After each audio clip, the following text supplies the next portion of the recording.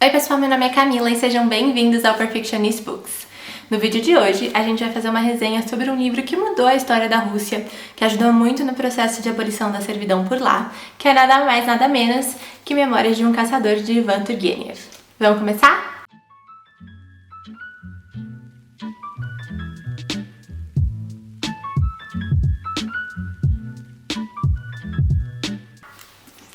Bom, esse não é meu primeiro livro de literatura russa, a gente tem um projeto aqui no canal Lendo Tolstói, já li algumas outras coisas e eu gostei do livro, mas assim como praticamente todos os livros de literatura russa, eu acho que saber um pouco do contexto faz com que você aproveite muito mais da história.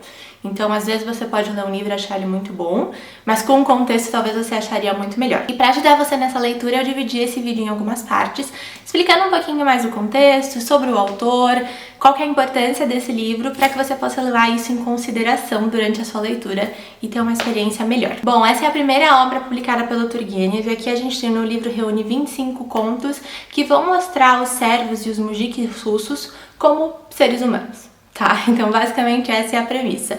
Os contos não necessariamente estão interligados entre si, porém, existem alguns personagens que aparecem em diversos contos aqui. Eles foram colocados nessa sequência propositalmente para que você tenha desfrute da leitura de uma forma diferente, mas originalmente os contos foram publicados no Contemporâneo, que era uma revista da época, isoladamente, e depois eles foram colocados juntos nesse livro. Na publicação inicial, que foi em 1852, o livro não contava com 4 contos que tem aqui no final, que foram 4 contos que foram adições tardias feitas pelo Turgenev depois. Então, o primeiro conto desse livro ele foi escrito aqui em 1847 e o livro foi publicado em 52. Então, para contextualizar um pouquinho desse período e começar a primeira parte aqui do nosso vídeo. O que era a Rússia de 1850? Então, na época, existia servidão. Inicialmente, os servos eles eram ligados aos seus senhores por terra, o que significa que se eu fosse nobre e fosse vender uma propriedade ou comprar uma propriedade, obrigatoriamente os servos iriam juntos, tá? Não existia essa questão de compra separada de servos e depois passou-se a existir. Então, aqui, você já podia comprar e vender seus servos separadamente da terra. Tá?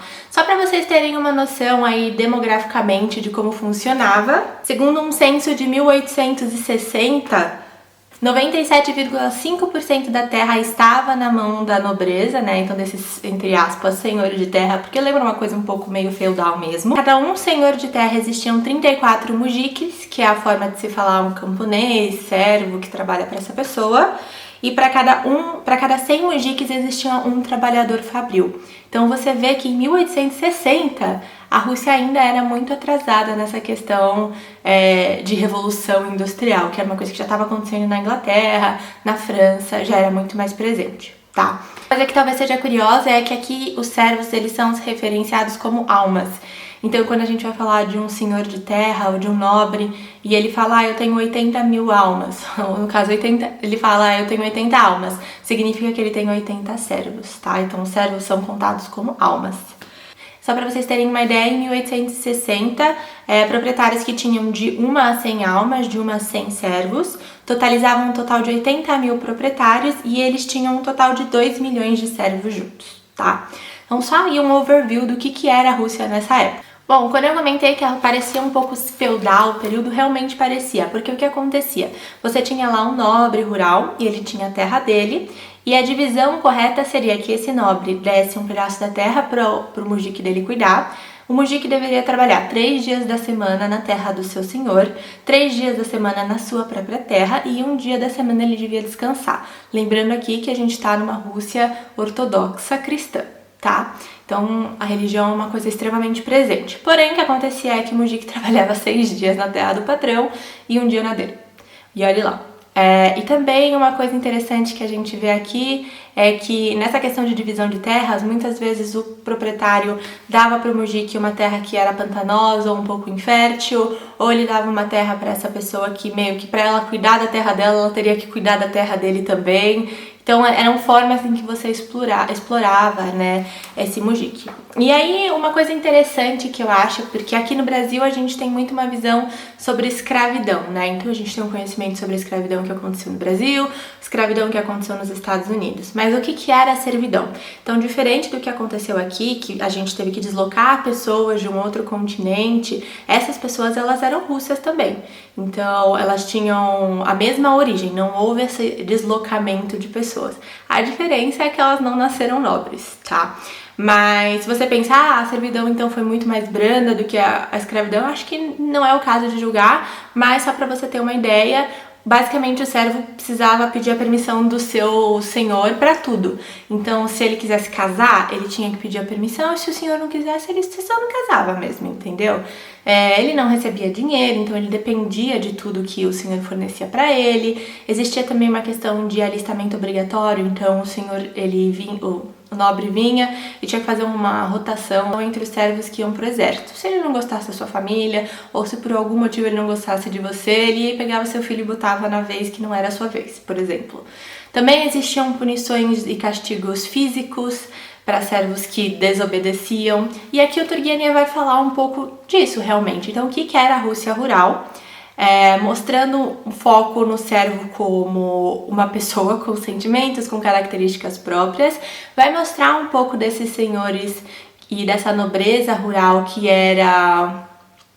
Ele coloca aqui como pessoas extremamente fúteis, agressivas, que não tratavam bem os seus servos. Tá? Então, basicamente, esse é o overview aí que o Turgenev vai querer passar pra você. Bom, então entrando na segunda parte do nosso vídeo, já que o objetivo aqui desse livro era colocar o servo como ser humano, fazer uma espécie de literatura de denúncia, nosso olhar do século XXI talvez estranhe um pouquinho. Quando a gente pensa em uma coisa meio literatura de denúncia, a gente tá pensando em talvez alguma coisa que seja do ponto de vista do servo, né? Então, o próprio servo narrando, o que não acontece, uma vez que o Turgenev era nobre.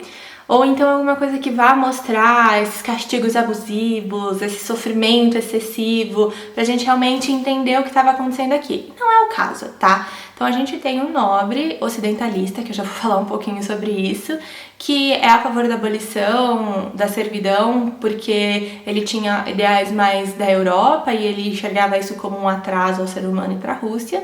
E aí o objetivo dele aqui é falar, olha, o servo tem sentimento. E isso chocou muito as pessoas na época, o que me impressiona, né?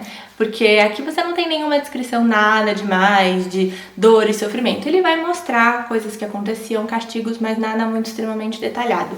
Então, o fato de isso aqui conseguir mostrar para as pessoas que a servidão era desnecessária e que servos também eram seres humanos realmente é algo um pouco surpreendente. Como eu comentei, esse livro é composto de 25 contos, e nesses 25 contos a gente tem um narrador que nunca nos é apresentado.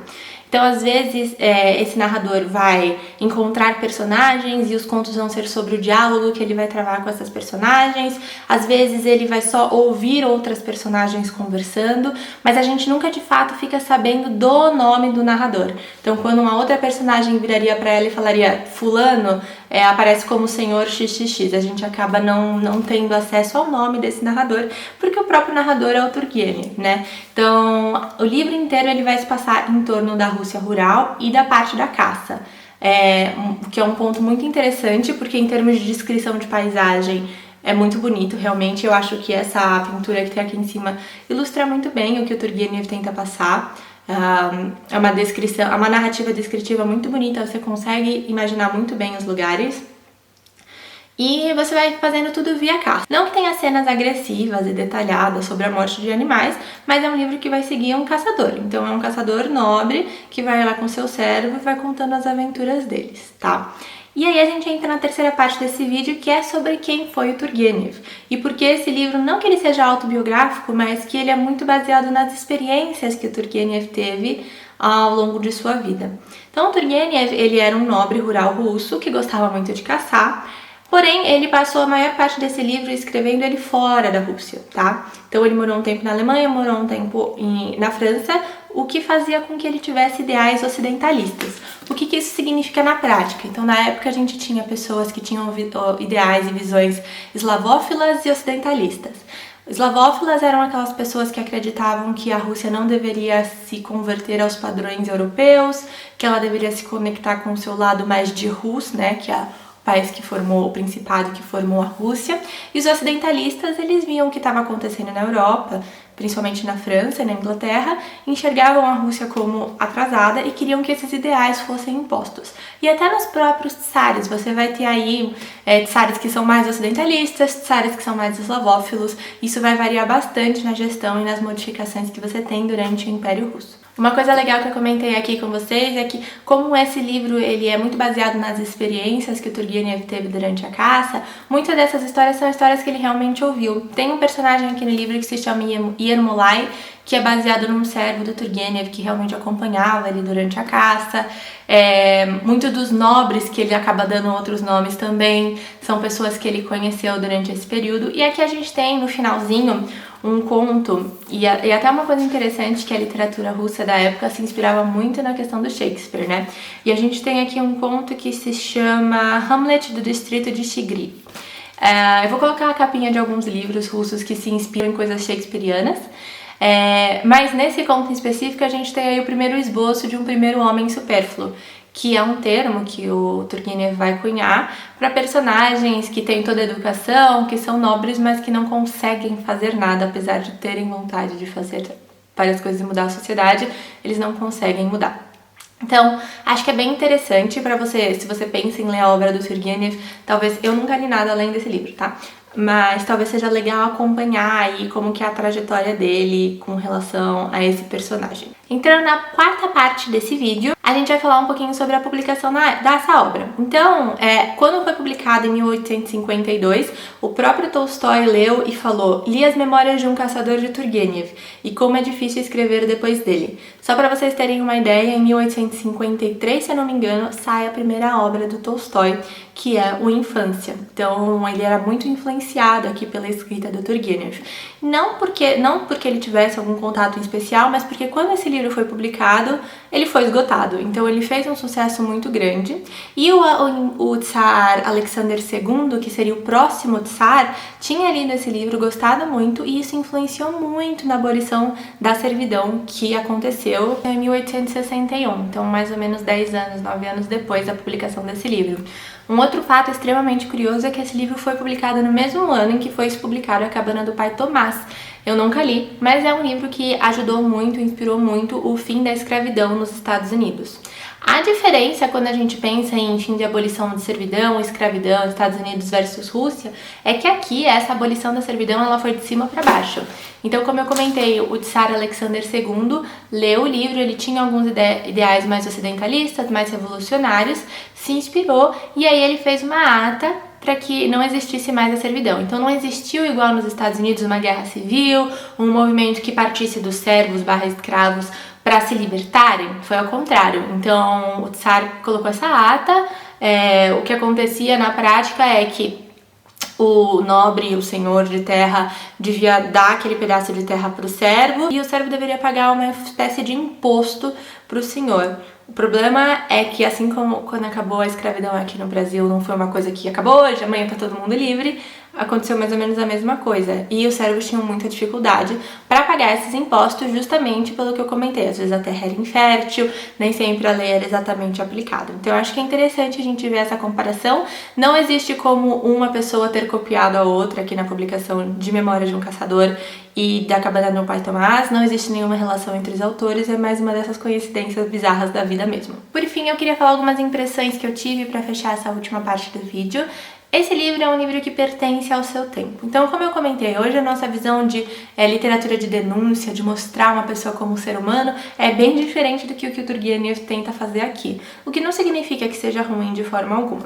Mas uma coisa que eu percebi é que se era ruim ser servo na Rússia, ser mulher serva era a pior coisa do mundo. Então, existem várias passagens aqui em que o Turgenev vai colocar servos e nobres menosprezando mulheres, e eu não espero que o Turgenev seja um feminista, não é isso. No começo eu fiquei um pouco assim se isso seria ele tentando representar alguma coisa da sociedade ou se seria um ideal dele. que eu não acho que, mesmo que seja o ideal dele, não acho que a gente, não tem que ler mais Turgenev, a gente tem que cancelar Turgenev, não é isso. Mas eu acho que em pleno século XXI a gente é capaz de julgar sim e entender que era uma coisa da época que não deve ser retornada ao presente. Mas a gente tem passagens do tipo, um servo comenta que ele... acho que o narrador pergunta pro servo como que ele aprendeu a cozinhar, e aí o servo fala alguma coisa do tipo, se até as mulheres sabem, não tem muito segredo, sabe? Então são várias passagens nesse sentido, são poucas as protagonistas femininas que são de fato reverenciadas, a maioria dos personagens aqui são homens. O que é uma coisa muito curiosa, porque eu ouvi falar que nos próximos livros do Turgenev, como ele tinha uma mãe muito autoritária, ele coloca sempre um homem nesse papel meio de supérfluo e a mulher como a liderança forte. Mas nesse livro não é exatamente o que a gente encontra, tá? Uma outra coisa muito legal é que esse livro fez com que Tolstói questionasse o papel da servidão na Rússia. Então, no futuro do Tolstói, ele vai ser um grande defensor do fim da servidão, da escolaridade para os servos, e vai se envolver muito com isso, e é muito legal ver que esse foi um pontapé para ele. Uma outra coisa que eu acho legal também, e é um motivo para você querer ler esse livro, é que é um retrato muito diferente. Então, diferente de Guerra e Paz, em que você vai ter um lindo retrato sobre a nobreza de São Petersburgo e Moscou, aqui você tem um retrato de uma nobreza rural, o que é um tanto não comum de se ver. Então, tanto na parte da paisagem, nos costumes, qual que era a diferença. Se você gosta de ter essa questão de contraste entre as nobrezas, eu recomendo bastante esse livro aqui. Bom, pessoal, é isso. Espero que vocês tenham gostado. Deixem aqui nos comentários quais outros livros do Turgenev ou outros autores russos eu deveria ler. Não se esqueça de curtir o vídeo, se inscrever no canal e compartilhar com alguém que queira saber um pouquinho mais sobre literatura russa e sobre outros tipos de livros que eu também resenho por aqui. Um beijo e até a próxima!